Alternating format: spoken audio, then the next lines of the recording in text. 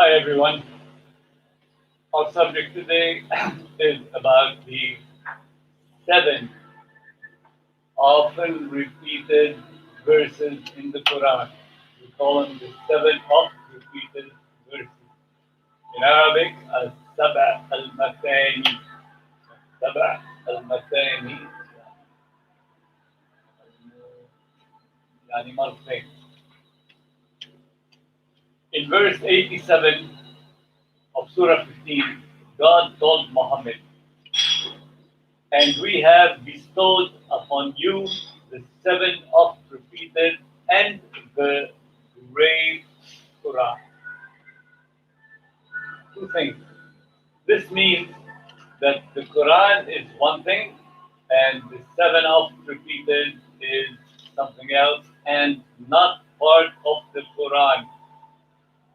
And God placed them ahead of the Quran and distinguished them by reference as information. The Quran is more than just seven verses, therefore cannot be seven oft repeated as some would say. But both are inspired by God and together with the Quran are the prophecy of Muhammad. And the information contained in them is not less quantitative and qualitative than the information contained in the Quran, but came in an expressive way different from the method of the Quran.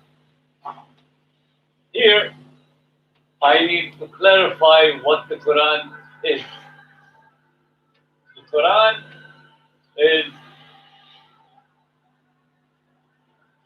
a group of verses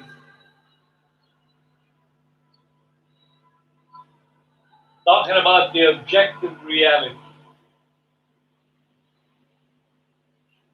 Things that exist outside human consciousness and contains the laws of existence and the laws of history to conclude that it has a pre-existence of revelation in a preserved tablet as the Quran indicates. So Quran is the general laws regulating existence from the first cosmic explosion until the resurrection. God distinguished the seven oft repeated verses from the Quran we defined above by calling it the best hadith, as in verse number 23 of Surah 39. God says, Allah has sent down the best of hadith, a book unsimilar, almost, like similar a little, but unsimilar is from within.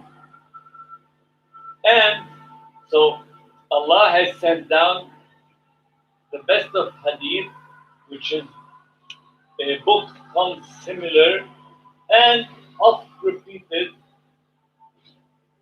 The skins of those who fear their Lord shiver from it, which means when you read it, when you see it, you shiver if you are, if you believe in it, or if you fear Allah in that sense. So the Quran was called Hadith, and the seven oft repeated were called the best of Hadith. Now, Quran is consimilar, and the best of Hadith is repeated. Consimilar, which means there are resemblance between its verses, talking about the Quran. As for the seven oft repeated verses, the best of Hadith are repeated like at least twice. The name of it is seven oft repeated. We see it in the beginning of many surahs of the Quran. And some believe those 7 oft-repeated verses to be the opening of the book, which is Al-Fatiha. Since there's only 7 verses in the opening of the book, they presume that probably these are the 7 oft-repeated. Why they are oft-repeated? Because while in prayers it's repeated 5 times at least every day. But actually, most of the openings of some of the 114 surahs are the 7 of repeated verses. They are letter or letters or group of letters and so on, starting a surah like with which by itself it is one verse. I'm going to give you an example. Like in Arabic, of course, alif, we cannot say a in English, although we might. Lam, maybe we say L. Mim, maybe we say M. Okay, so alif, lam, mim, A, L, M, probably. Okay, this is one verse by itself. This is why we call it 7 oft-repeated, or it's identified to be a repeated verse. We find it in many surahs. Okay, so alif, lam, mim, 1, and then alif, lam, mim, sad, 2, and then kaf, he, ya, ain, sad, 3, and then ya, sin,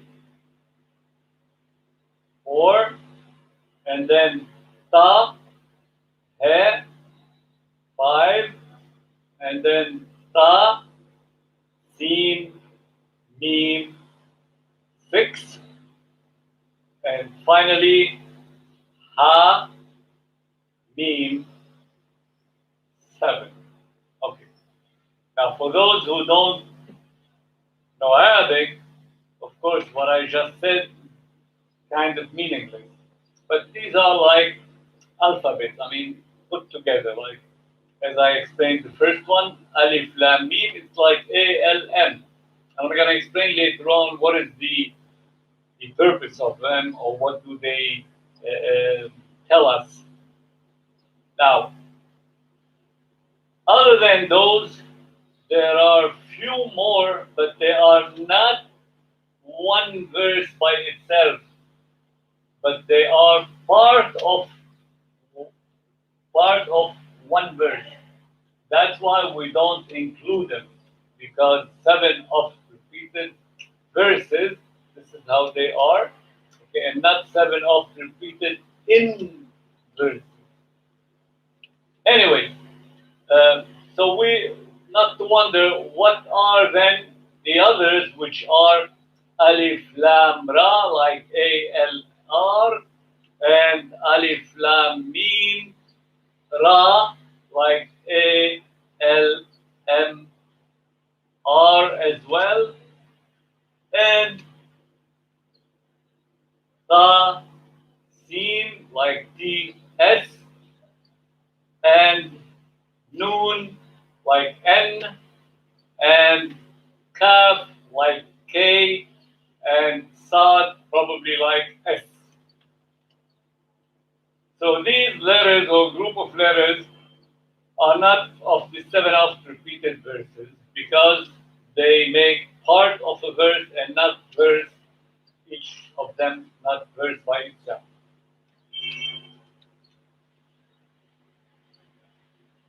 So they are not the same as the first one that we just made. Each one by itself is making the verse, while the others are not. Okay. Now, The letters of the first group are, if we count them as one letter, like alphabet, we see they are without repeating each letter more than once. They are 11. If we count them, they are 11. Okay? In the second group, they are 3. They're not repeated because alif lam mim, it's there twice or 3 times or more or whatever. So only one single time. They are 3, the second group, and the first group, count them only singularly, is 11. So the second group, there are the new ones which are not included in the first group. There are the qaf, ra, noon. These are 3 letters. In Arabic root, they make one verb, qarana. Qarana, which means put together or combine or something like this. That is somehow a meaning that the Quran is composed of 2 things, which is the Quran, the verses about objective reality in general, and the 7 of the repeated verses.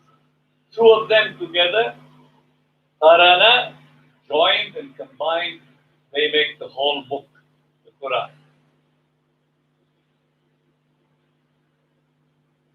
If we add them up, 11 plus 3, this will make 14 letters. Now 14 letters, at the same time they are 7 multiplied by 2. I mean 7 letters 2 times. Maybe to interpret the word 7 oft repeated. Whatever. Now, speech in Arabic is sound. I mean, it means sound. In Arabic, when you say or when you speak, you're making a sound. Okay? So, this sound is composed of letters, of phonetic letters. Okay? Now, those phonetic letters have different sounds. I mean, like each one has a different sound. When we say A, it's different than when we say B, and so on. Okay? Those sounds are necessary to speak. Putting the letter together makes syllables and then make words and phrases, etc. Necessary to speak and make meaning of these sounds in one's mind and the one who listens. The first thing we can deduce from these vowel sounds that first, they make up the origin of human speech in any language, which means almost any language, the letters used to speak, to make sounds, to be understood, are basically starting from these. And phonetically speaking, I read a report confirming this. I'm going to come to it in a minute. So, any language, those sounds are needed in as origin of language. Number 2, the number of 11 representative vocal sounds are the minimum human vocal sounds for a human language as known. One language at least is identified to be the least, to be having the least number of letters, which is the Proto-Cas language of the Seychelles. Seychelles, you know, island somewhere in the Pacific. So their language contains only 11 letters. It's an indication that number 11, and those letters represent or indicative of a human language of a minimum number of letters. Number 3, possibly a cosmic language of space creatures in the universe, as the verse number 2942 indicates. I'm going to read this verse in the Quran. It says, and of his signs, and of God's signs, that is the creation of the heavens with an S plural, and the earth, one, and of moving creatures which he dispersed in the twain. So creatures are there according to God's verse in the Quran.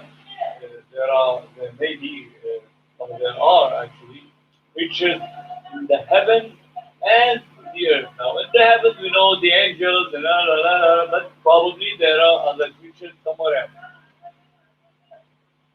And he is for their assembling, has the power when he will, kind of on resurrection day, he will assemble everybody, all his creatures from all over, heaven and the earth.